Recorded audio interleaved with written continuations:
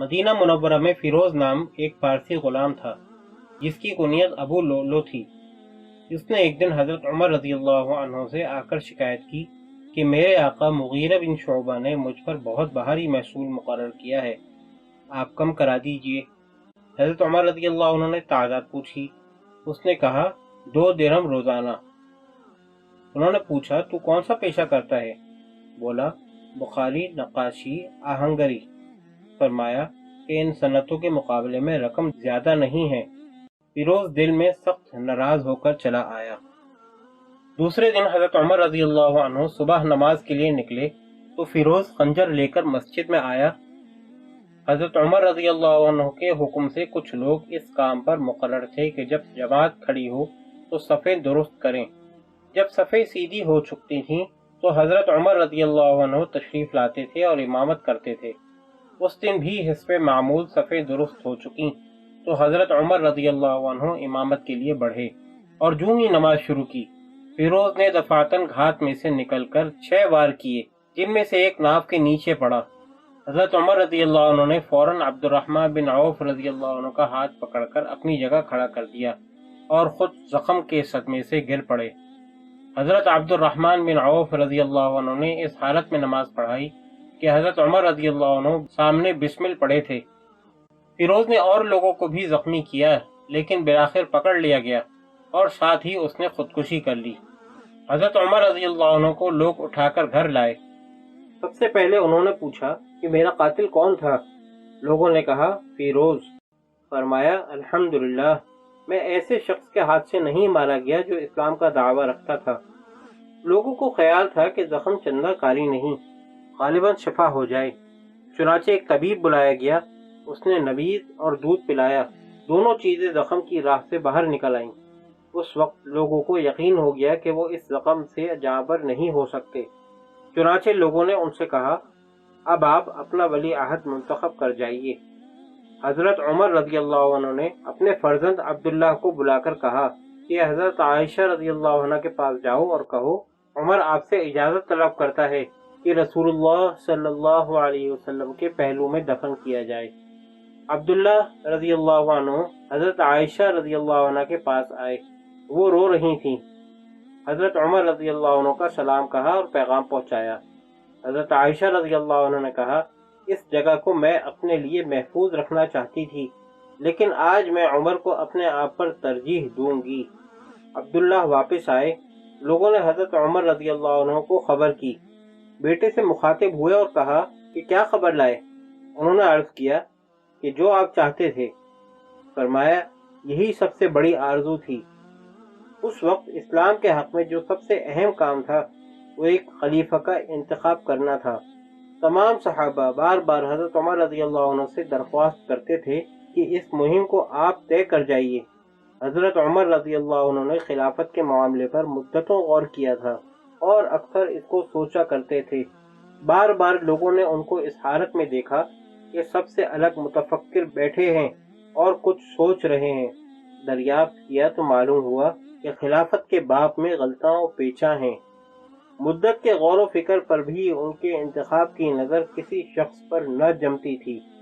بارہا ان کے منہ سے بے ساختہ آہ نکل گئی کہ افسوس اس بار گناہ کا کوئی اٹھانے والا نظر نہیں آتا۔ تمام صحابہ میں اس وقت 6 شخص تھے جن پر انتخاب کی نگاہ پڑ سکتی تھی: علی، عثمان، زبیر، طلحہ، سعد بن ابی وقاص، عبد الرحمن بن عوف رضی اللہ عنہم اجمعین۔ لیکن حضرت عمر رضی اللہ عنہ ان سب میں کچھ نہ کچھ کمی پاتے تھے اور اس کا انہوں نے مختلف موقعوں پر اظہار بھی کر دیا تھا۔ چنانچہ طبری وغیرہ میں ان کے ریمارک بتفصیل مذکور ہیں۔ مذکورہ بالا بزرگوں میں وہ حضرت علی رضی اللہ عنہ کو سب سے بہتر جانتے تھے لیکن بعض اسباب سے ان کی نسبت بھی قطعی فیصلہ نہیں کر سکتے تھے۔ غرض وفات کے وقت جب لوگوں نے اصرار کیا تو فرمایا ان 6 شخصوں میں سے جس کی نسبت کثرت رائے ہو وہ خلیفہ منتخب کر لیا جائے۔ حضرت عمر رضی اللہ عنہ کو قوم اور ملک کی بہبودی کا جو خیال تھا اس کا اندازہ اس سے ہو سکتا ہے کہ عین کرب و تکلیف کی حالت میں جہاں تک ان کی قوت اور حواس نے یاولی دی اسی دھن میں مصروف رہے۔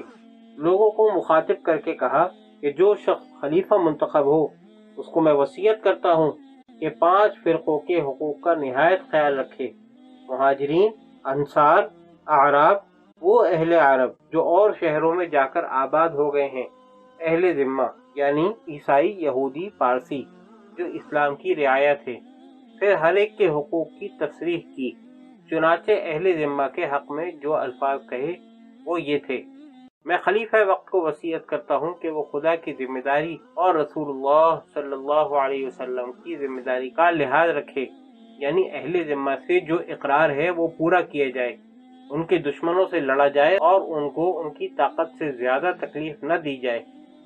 قوم کے کام سے فراغت ہو چکی تو اپنے ذاتی مطالب پر توجہ کی۔ اپنے بیٹے عبداللہ کو بلا کر کہا کہ مجھ پر کس قدر قرض ہے۔ معلوم ہوا کہ 86,000 درم۔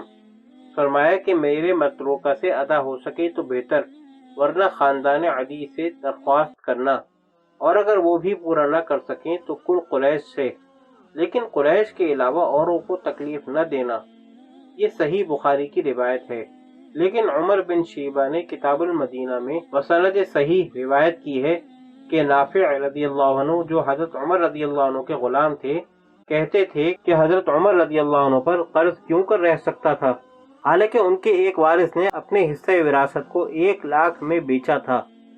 حقیقت یہ ہے کہ حضرت عمر رضی اللہ عنہ پر 86,000 کا قرض ضرور تھا، لیکن وہ اس طرح ادا کیا گیا کہ ان کا مسکونہ مکان بیچ ڈالا گیا، جس کو امیر معاویہ رضی اللہ عنہ نے خریدا۔ یہ مکان باب السلام اور باب الرحمت کے بیچ میں واقع تھا، اور اس مناسبت سے کہ اس سے قرض ادا کیا گیا، ایک مدت تک دارالقضا کے نام سے مشہور رہا۔ حضرت عمر رضی اللہ عنہ نے 3 دن بعد انتقال کیا اور محرم کی پہلی تاریخ ہفتے کے دن مدفون ہوئے۔ نماز جنازہ حضرت صہیب رضی اللہ عنہ نے پڑھائی۔ حضرت عبد الرحمن، حضرت علی، حضرت عثمان، طلحہ، سعد بن ابی وقاص اور عبد الرحمن بن عوف رضی اللہ عنہ نے قبر میں اتارا، اور وہ آفتاب عالمتاب خاک میں چھپ گیا۔ حضرت عمر رضی اللہ عنہ نے ہر صیغہ میں جو نئی باتیں ایجاد کیں ان کو مورخین نے یکجا لکھا ہے اور ان کو اولیات سے تعبیر کرتے ہیں۔ ان اولیات کی تفصیل یہ ہے: بیت المال یعنی خزانہ قائم کیا، عدالتیں قائم کی اور قاضی مقرر کیے، تاریخ اور سن قائم کیا جو آج تک جاری ہے، امیر المؤمنین کا لقب اختیار کیا، فوجی دفتر ترتیب دیا، رضاکاروں کی تنخواہیں مقرر کیں، دفتر مال قائم کیا، پیمائش جاری کی، مردم شماری کرائی، نہریں کھدوائیں، شہر آباد کرائے یعنی کوفہ، بصرہ، جیزہ، فسطاط، موصل، ممالک مقبوضہ کو صوبوں میں تقسیم کیا، عشور مقرر کیے، دریا کی پیداوار مثلاً عنبر وغیرہ پر محصول لگایا اور محصل مقرر کیے، حربی تاجروں کو ملک میں آنے اور تجارت کرنے کی اجازت دی، جیل خانہ قائم کیا، درے کا استعمال کیا، راتوں کو گشت کر کے رعایا کے دریافت حال کا طریقہ نکالا،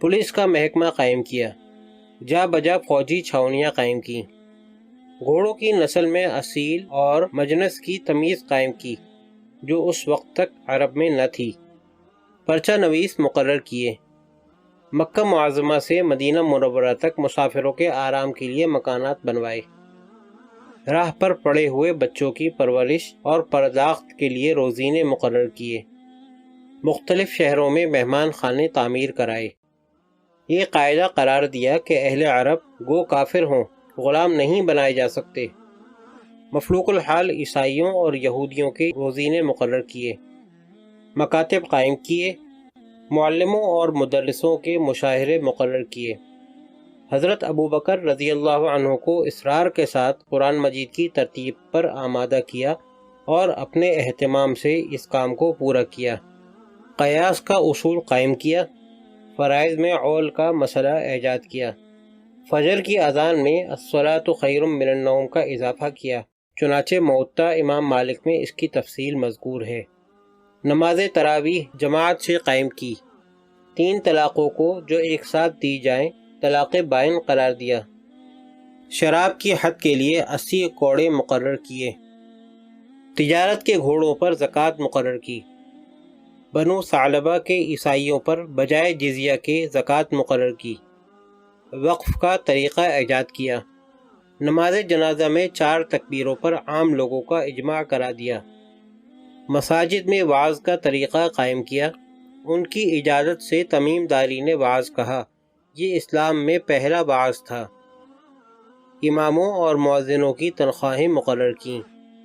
مساجد میں راتوں کو روشنی کا انتظام کیا۔ ہجو کہنے پر تعزیر کی سزا قائم کی۔ غزلیہ اشعار میں عورتوں کے نام لینے سے منع کیا، حالانکہ یہ طریقہ عرب میں مدتوں سے جاری تھا۔ ان کے سوا اور بہت سی ان کی اولیات ہیں جن کو ہم طوالت کے خوف سے قلم انداز کرتے ہیں۔